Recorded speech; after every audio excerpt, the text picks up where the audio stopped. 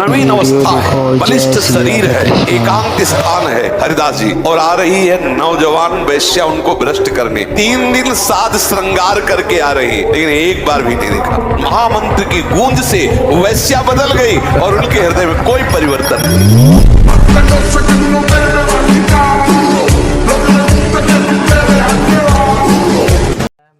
ये बहुत भयानक शत्रु है काम, जनेन्द्रीय जन्य संयोग जन्य काम, प्रायः मार के गिरा देता है, आगे नहीं बढ़ने देता। ये काम शत्रु ऐसा सबसे बड़ा भयंकर ये राक्षस है।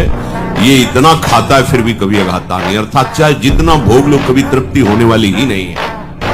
भगवान ने इससे बहुत बड़ा वैरी कहा है गीता जी में, और अर्जुन से कहा मार इस दुश्मन को, मार सबसे पहले इस काम को गिरा।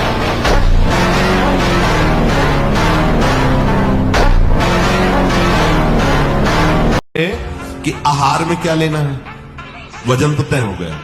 अब आहार में कह रहे हैं कि सात्विक आहार ही ब्रह्मचर्य को पुष्ट करता है, नहीं तो ब्रह्मचर्य को नष्ट कर देता है। राजसिक और तामसिक आहार ब्रह्मचारी व्रत निर्वाह के लिए नहीं लेना चाहिए। रसीला, हल्का मतलब सुपाच्य और मधुर, और गेहूं, चावल, जौ, साठी, मूंग, अरहर, चना, दूध, अल्प मात्रा में घी, चीनी, सेंधा नमक या पके हुए ऋतु फल, ये ब्रह्मचर्य में सहायक आहार है।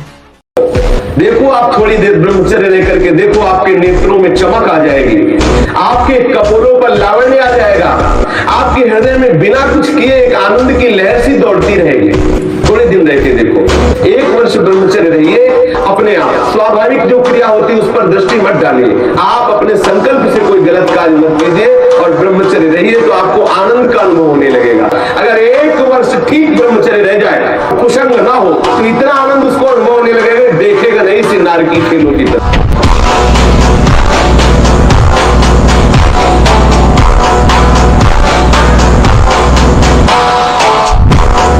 से पहले ऋषि देवदयानंद, इन्होंने ब्रह्मचर्य चरित्र के बल से आर्य समाज की स्थापना करी, 70 प्रकाश को लिखा और 18 बार जहर को पचाया। राममूर्ति पहलवान आगे पीछे वाली 10,000 दंड बैठक लगाते थे, अखंड बाल ब्रह्मचारी थे।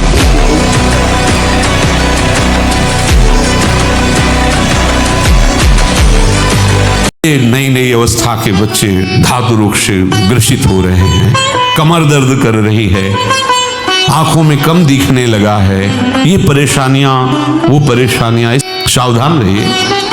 ये जीवन खिलवाड़ नहीं, चाहे आप गृहस्थ हो चाहे विरक्त हो, ब्रह्मचर्य ऐसी सामर्थ्यशाली, एक बार श्लोक बोलो कंठस्थ हो जाएगा।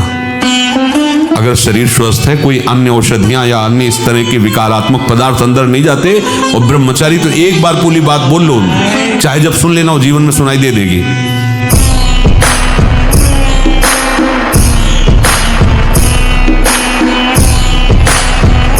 पड़े पड़े 9 बजे तक सो रहे हो, बेड में चाय पी रहे हो, क्या जवानी, क्या परमार्थ, क्या मनुष्य शरीर।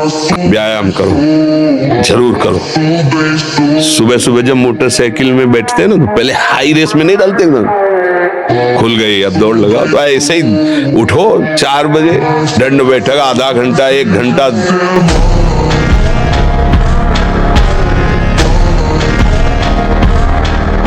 ब्रह्मचर्य रक्षा के लिए पहला तो ये निश्चय करना होगा कि आपकी वीर में महत्व बुद्धि हो जाए। जिसे आप व्यर्थ समझ रहे हैं वो बहुत बड़ी जीवनी शक्ति है।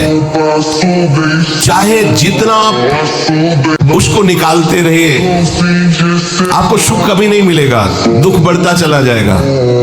और आप थोड़े दिन ब्रह्मचर्य रह के देखिए, जब आप ऐसी क्रियाओं से युक्त होने के बाद ब्रह्मचर्य रहेंगे तो कुछ समय तक आप बिल्कुल ब्रह्मचर्य नहीं रह पाएंगे। पहले समझ लीजिए, स्वाभाविक आपका वीर स्खलित होता रहेगा। ऐसे भी उपासक है जिनको 10-10 वर्ष हो जाते हैं, स्वप्न दोष नहीं होता। 10-10 वर्ष।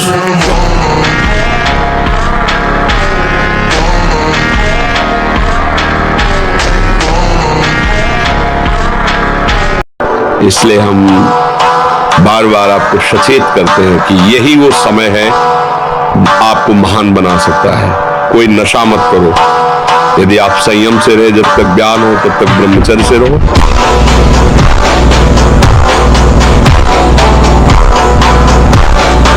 क्या मुर्दे जैसा जीवन, जो इंद्री जैसा चाहे वैसा डाउन कर दे, जैसा चाहे वो हमें शोक दे दे, दुख दे।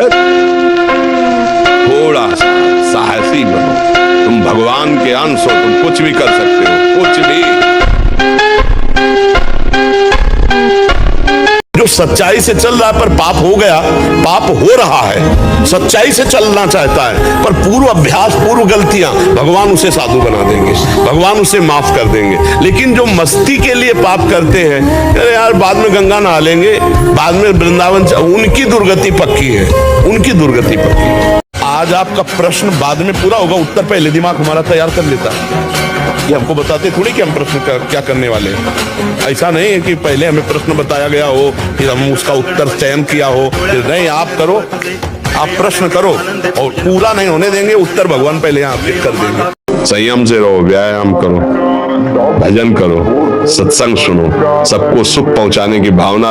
अभी कमल जैसे खिले रहोगे, मुख प्रसन्न, तन तेज विराजा, कीने से रामचंद्र कर काजा।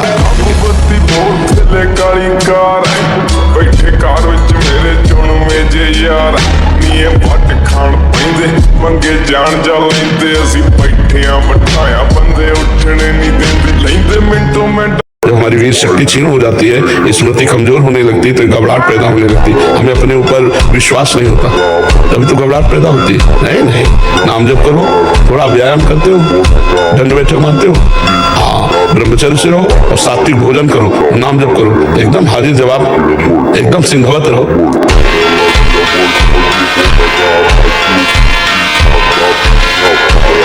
ब्रह्मचर्य जो होता है एकदम उफान मारता है, जैसे सांप को छेड़ दो फुसकार करे, ऐसे होता है ब्रह्मचारी। जरा सा उनके अपमान की वृत्ति कर दी ना परशुराम जी के पिता, काट के फेंक दिया। 21 बार क्षत्रियों को विश्व के क्षत्रियों को शास्त्राबाहु अर्जुन के सामने कोई खड़ा होने का अधिकार नहीं रखता था। युद्ध की बात जान, ऐसे काट के फेंक दिया फरसे से परशुराम जी ने। उनका ब्रह्मचर्य ही तो था।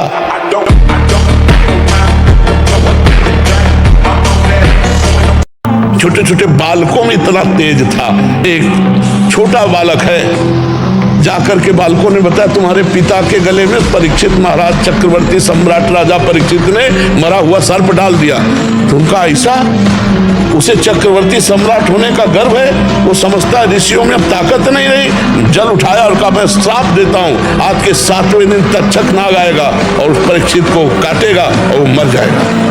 बालक थे श्रृंगी ऋषि, कोई ऋषि नहीं काट सका उनके वाक्य को। वो आखिरकार 7वें दिन सांप आया और काटा और महाराज का शरीर छूटा। ये जब से मोबाइल चला ना, तब से गंदी भावना का बच्चों में सृजन हो गया, गंदी गंदी बातें। अब तो लिव इन रिलेशन भी चल गया है। काछवास मन निश्चल राखे, धनी धनी जननी तेरी, नरसिंह मेहता जी कहते, पराई माता बहनों की तरफ कभी भी हमारी काम दृष्टि नहीं हो। अगर काम दृष्टि हो भी जाए तो क्रिया कभी नहीं होती। अगर सतमार्ग में चलना है तो बांध लंगोटा बचा के इंद्री कभी न देखा पर नारी। मेरी सनी देवल सी बाटी रे, दूध दही का चस्का से एक पीला हाथ की काटी है। जब वीर है वो बल है, वो क्षीण हो गया तो मतलब हम जब जैसे सत्संग में बोलते हैं हमारी कमर दर्द करेगी, तुम्हें चक्कर आएगा, तुम्हें घबराहट पैदा हो जाएगी, कोई कार्य करने की इच्छा नहीं होगी, तुम्हारी जरा सी बात सोच करके तुम घबरा जाओगे कई तरह, और लघु शंका को बैठोगे, जरा सा स्पर्श करोगे वीर निकल जाएगा, आपकी दुर्गति हो जाएगी। तो हम ऐसे थोड़ी बोल रहे हैं। हाँ, लेकिन अगर आप हमारी बात मानो तो अभी कुछ नहीं बिगड़ा है, सब ठीक हो जाएगा। आप अच्छे आदमी बन सकते हो, आप स्वस्थ बन सकते हो, क्योंकि अभी आप में इतना आत्मबल है कि अपनी कमी को समाज में कह दिया। देखो अगर बहुत वैसे सोचो ना तो हिम्मत नहीं पड़ेगी ये बात करने, क्योंकि गंदा आचरण है ना, लेकिन तुम्हारे अंदर अभी आत्मबल है, तुम अभी सुधर सकते हो।